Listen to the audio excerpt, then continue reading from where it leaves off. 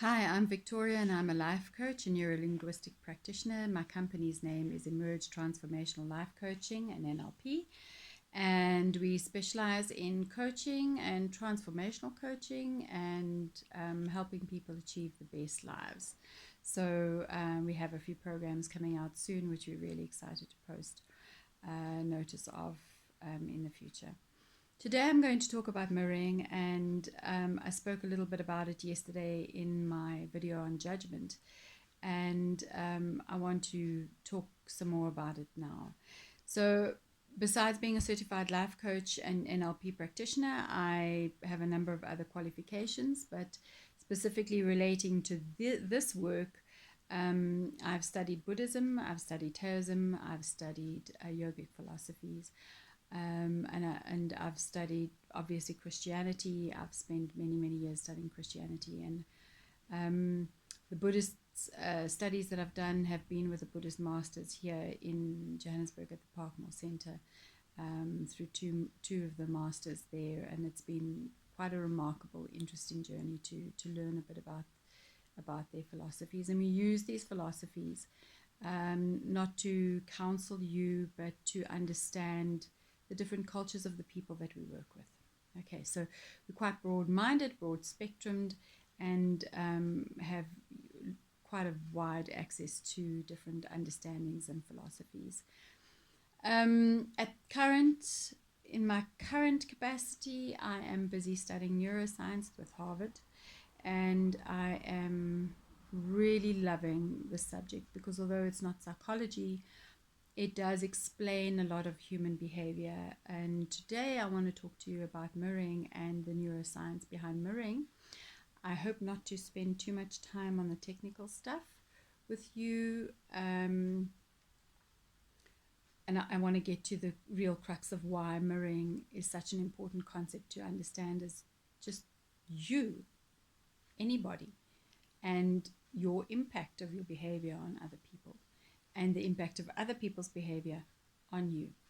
So we have mirror neurons in our frontal lobe. So our frontal lobe is the front part of our brain. It's pretty much what makes us human, and there's a lot of things that go on here that impact our daily lives and the way that we function and the way that we behave. But I'm going to just talk about mirror neurons. So we also have other neurons which are situated in the motor cortex.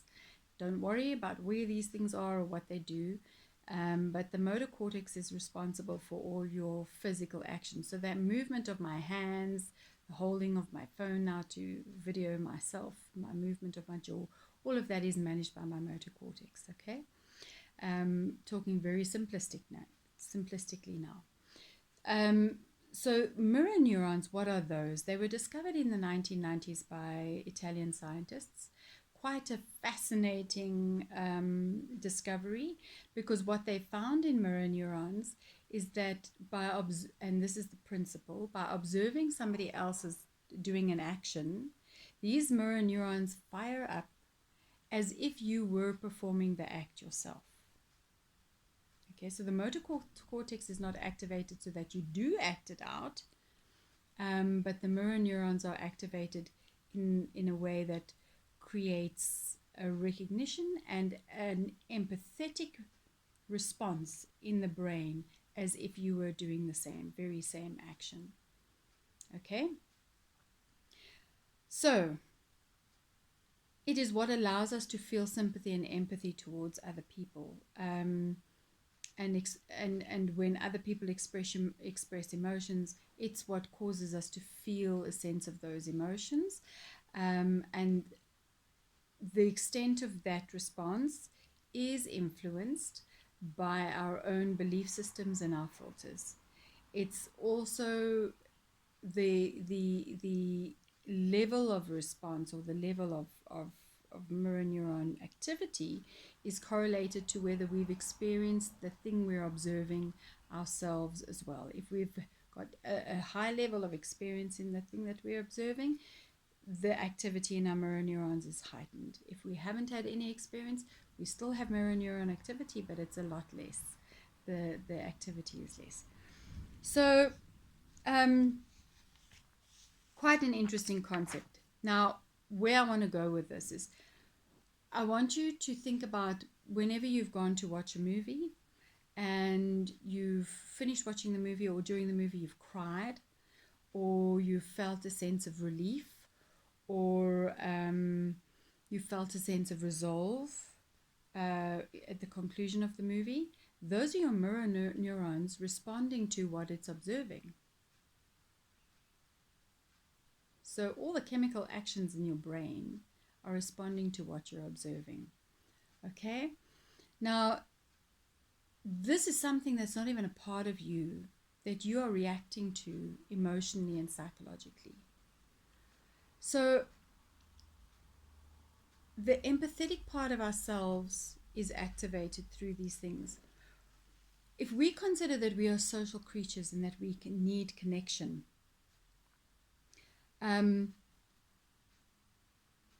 this is one of those aspects where our empathetic and our sympathetic elements of self play out and create the connection between each other. All right? Sometimes we feel connected with somebody because we've been through similar experiences. We create a bond and a level of trust. So I want you to think about this. When somebody smiles at you, what is your reaction?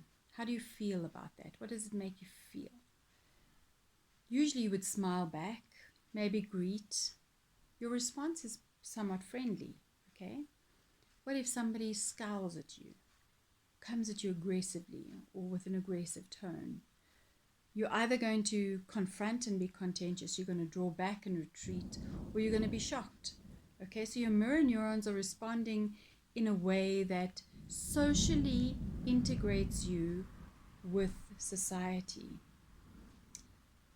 I want you to consider when you are behaving in a certain way, what are you eliciting in your audience? Now, I speak about this very with probably cold words, but if you're a parent and you're acting out a certain way, what are you eliciting in your child? If you are a spouse, what are you eliciting in your partner? If you are a friend, what are you eliciting from your friends? If you're on social media, what are you sharing on social media? And what mirror neurons are you, and empathetic stories are you stimulating there? We turn on other people's mirror neurons, whether we like it or not. We cannot stop that. We cannot, in and of ourselves, stop our mirror neurons from responding to what we're observing. Okay, so we need to recognize how powerful we are here. Because if you want a specific kind of community or a specific kind of friendship circle, I want you to consider, what are you doing and how are you behaving to generate the community and the friendship circle and the relationships that you want? Have you ever gotten up on a day and thought, well, sure, I've just woken up on the wrong side of the bed and everything goes wrong and everybody's angry with you and everybody's moaning at you and you're just getting contentious responses left, right, and center. And you wonder what's wrong with everybody else. Well, why don't you consider what's wrong with you?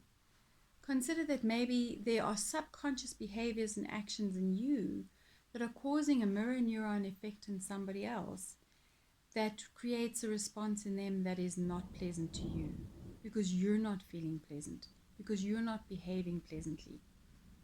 Consider those people that walk into a room and they're always happy. They're always wonderfully excited about life. They always make you feel good. It's your mirror neurons that are responding to that feel good. I want you to consider that, and I want you to think about how you affect your life through those behaviors, observing, behaviors you're making, and how it's observed in other people. I wish that you could see into my mind right now. There's so much more to share, but that will be on another day. Come and coach with us. We are happy to coach you, and we will take you on a journey you'll never, ever forget, and let you live your best life. Take care. God bless.